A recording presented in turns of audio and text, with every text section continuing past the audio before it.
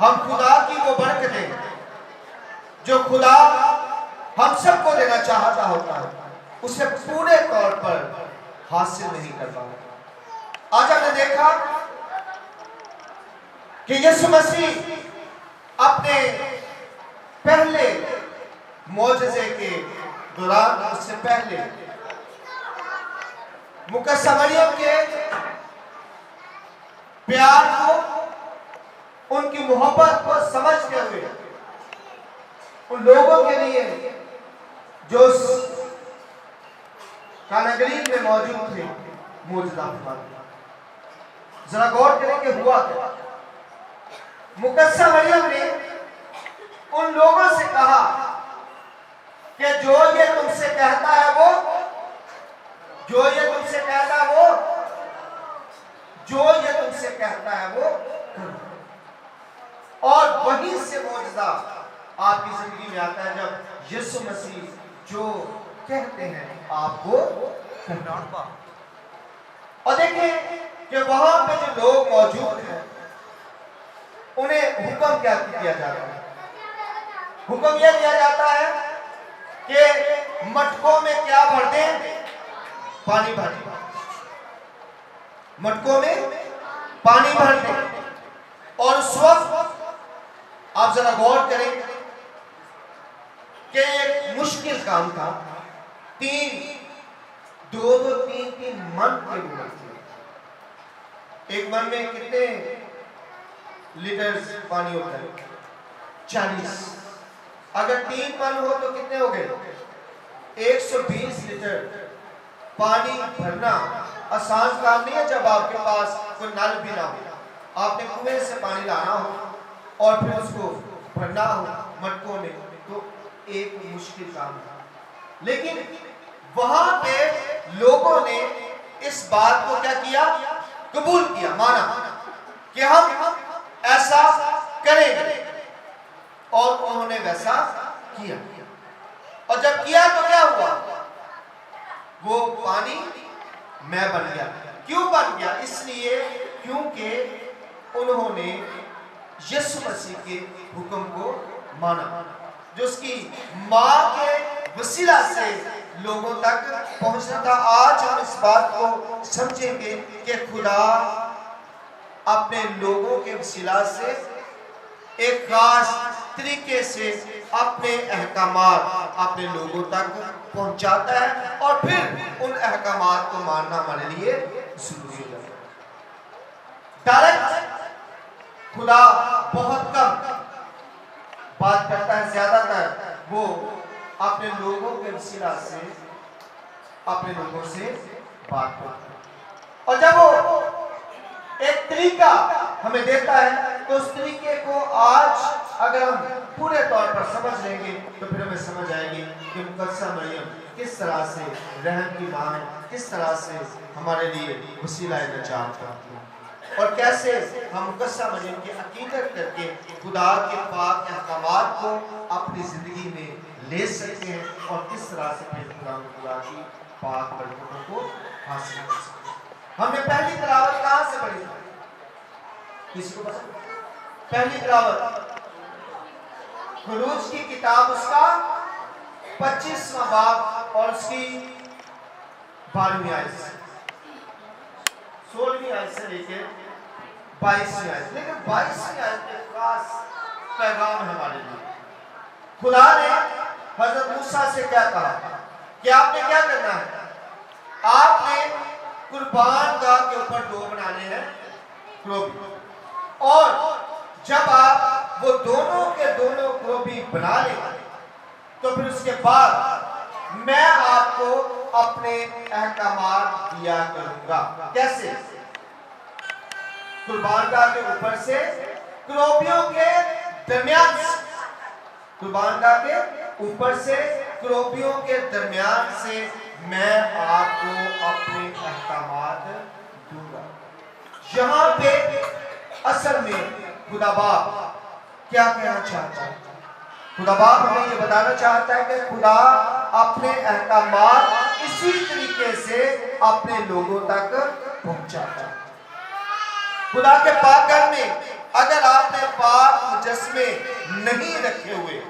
तो इसका मतलब है आप इस आयत को अभी तक समझ नहीं पाए हैं, जिसमें खुदा कहता है कि मैं इस तरह से आप तक अपने अहकामात पहुंचाऊंगा। बेशक वो अहकामात पहुंच किसके जरिए रहे थे? किसके जरिए पहुंच रहे थे? हजरत मूसा के जरिए। कहां तक पहुंच रहे थे? लोगों तक। लेकिन हजरत मूसा तक वो पैगाम कैसे पहुंचते हैं? खुदावंद कहता है कि मैं इनमें से होकर आपके पास आऊंगा और आपको सारी बात बताया करूंगा, और आप फिर वो बात लोगों तक लेके जाएंगे और लोग उस बात को सीखेंगे और उस पर क्या करेंगे? अमल करेंगे। ये बहुत ज्यादा जरूरी है। आज हम कई दफा इस बात को समझने से कायल हैं। कई दफा हम समझ नहीं पाते हैं कि खुदा हमसे क्या कहना चाहता है। अगर हम इब्रानियों के नाम खत उसका 8वां बाब उसकी 3री आयत को पढ़े तो लिखा हुआ है, बस अगर वो जमीन पर होता तो हरगिज़ काहे ना होता। इसलिए कि शरीयत के मुताबिक गुजराने वाले मौजूद हैं जो आसमानी चीजों के नमूने और साए की खिदमत करते हैं। किसकी खिदमत करते हैं? आसमानी चीजों के नमूने और साए की खिदमत करते हैं। मतलब वही है, आसमानी चीजों के नमूने।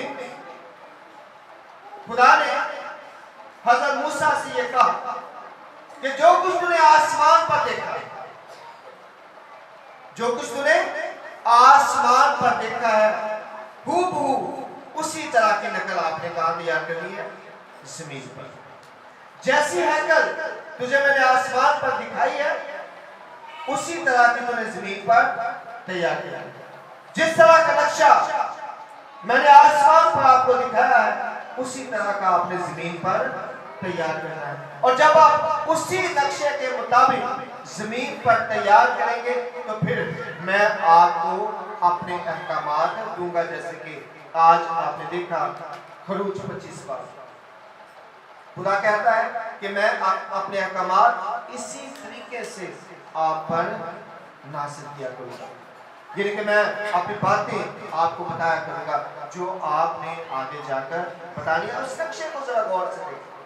उस नक्शे में आप हैकल में बैठने की जगह पाक मस्बा खुसूसी तौर पर देखते हैं, और पाक मस्बे में आप क्या देखते हैं कि खुदावंद अपना जलाल किस तरह से जाहिर करता है, उन क्रोपियों के दरमियान से होकर। अगर आपने पाक मुजस्मे नहीं रखे, आपने पाक मस्बा नहीं बनाया हुआ, तो यकीन कीजिए कि आप खुदा के पाक अहकामात को रिसीव करने के लिए तैयार ही नहीं, क्योंकि खुदा ये कहता है कि मैं इसी तरीके से आप पर अपने कलाम को नाज़िल करूं। मैं आम एक बात करता हूं, अगर मैं अपना 2-3 मरले का मेरा घर हो, मैं अपने घर के ऊपर लिख दूं बंगला, तो क्या वो बंगला हो जाएगा? हो जाएगा कि नहीं होगा? नहीं होगा। जब तक मैं उसे उस नक्शे पर नहीं बनाऊंगा तब तक वो बंगला नहीं कहलाएगा। मैं अगर छोटा सा ढाबा खोलता हूं और मैं उसके ऊपर लिखता हूं 5 स्टार होटल, तो क्या वो हो जाएगा? वो क्या होगा? वो ढाबा ही रहेगा।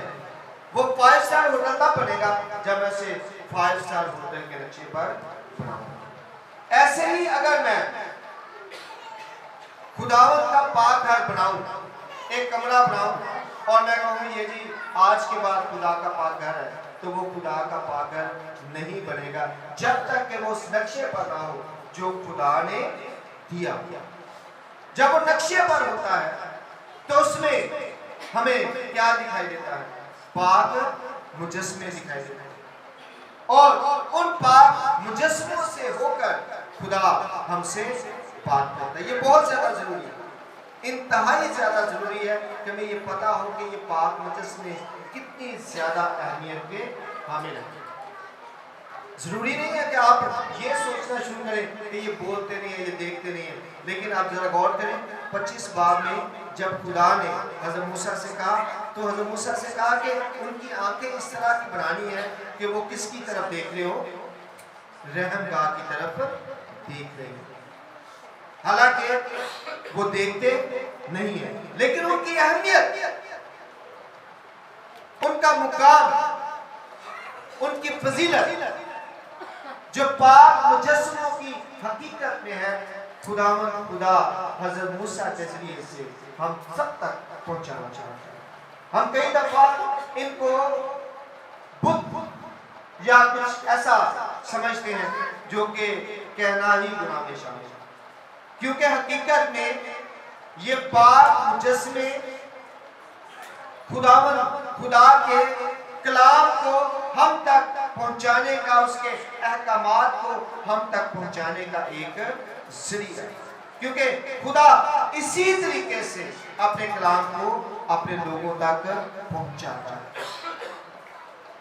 और कोई भी ऐसा तरीका नहीं जो हैकल में खुदा ने दिया। आज अगर हम इस बात को नहीं समझेंगे, आज अगर हम इस बात को नहीं जानेंगे, तो हम पाक मुजस्समों की ताज़ीम को भी नहीं समझ सकते, जो कि खुदा चाहता है अपनी अपनी जिंदगी में रखे। क्योंकि आप देखें कि इन्हीं पाक मुजस्समों के पास जब कायम आज़म जाता है तो क्या करता है, वो जाकर वहां पे सजदा करता है। ये जो सजदा है, ये हकीकी तौर पर वो ताज़ीमी सजदा है जो खुदा चाहता है कि हम उसके मुकद्दसीन को करें, क्योंकि पौलुस रसूल कहते हैं कि आपको उन मुकद्दसीन में शामिल होना है।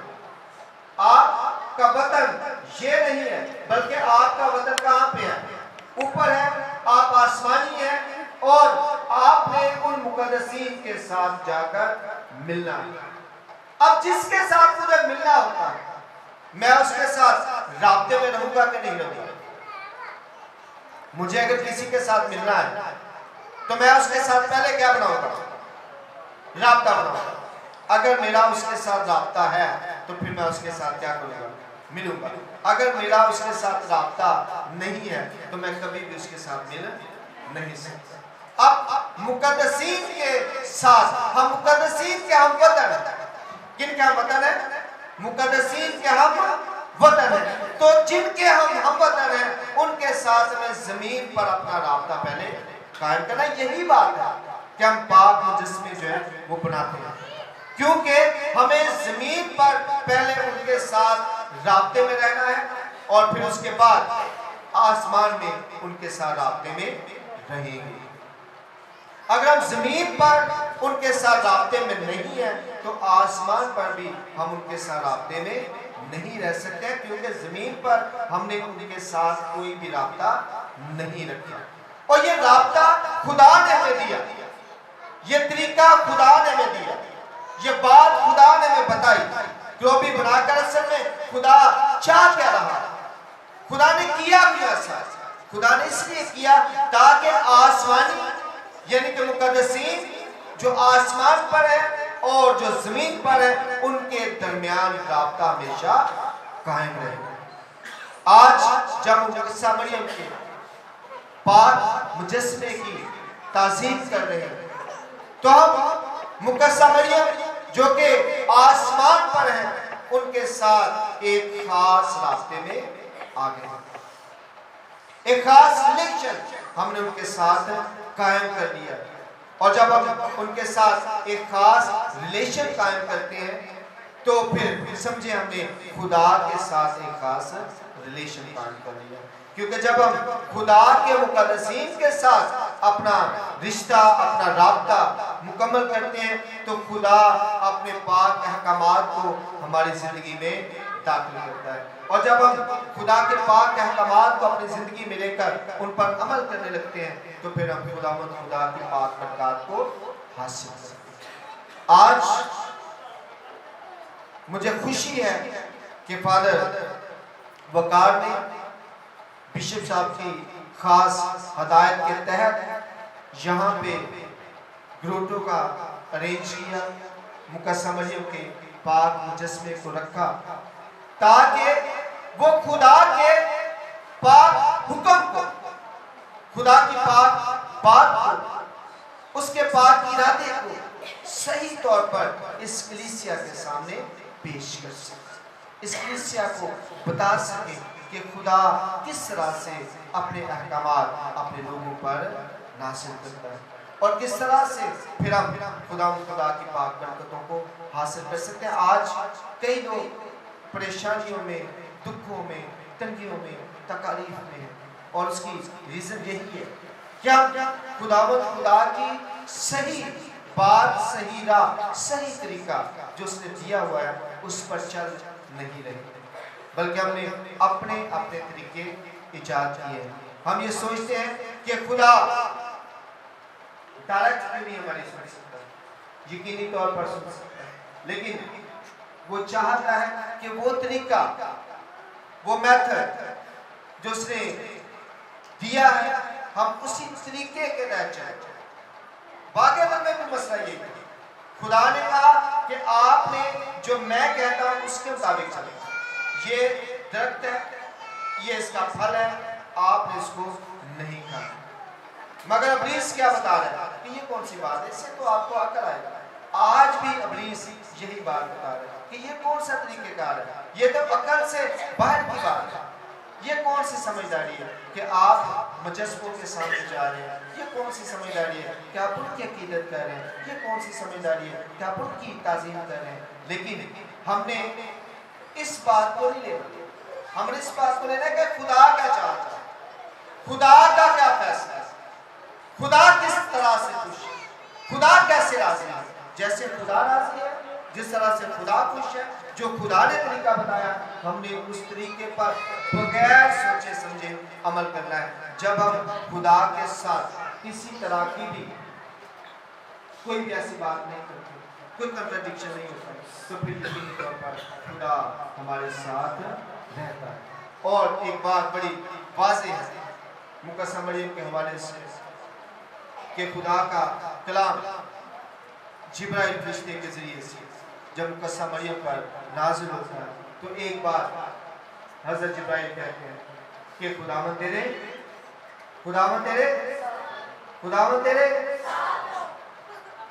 अगर खुदावंद तेरे साथ है तो मैं भी तेरे, ऐसी बात है। ऐसा तो नहीं हो सकता ना कि खुदावंद तेरे साथ है लेकिन मैं तेरे खिलाफ हूं। इंसान, हम मसीह ऐसा तो नहीं कह सकते। खुदा का कलाम एक वक्त के लिए नहीं है, खुदावंद तेरे साथ है यानी कि हमेशा हमेशा के लिए साथ है। अगर खुदावंद तेरे साथ है तो फिर मैं भी तेरे साथ हूं। तो जिसके साथ खुदावंद है उसके साथ हम। खुदावंद आपको इस कलाम पर अमल करने की और मुझे भी इस कलाम पर अमल करने की तौफीक दे।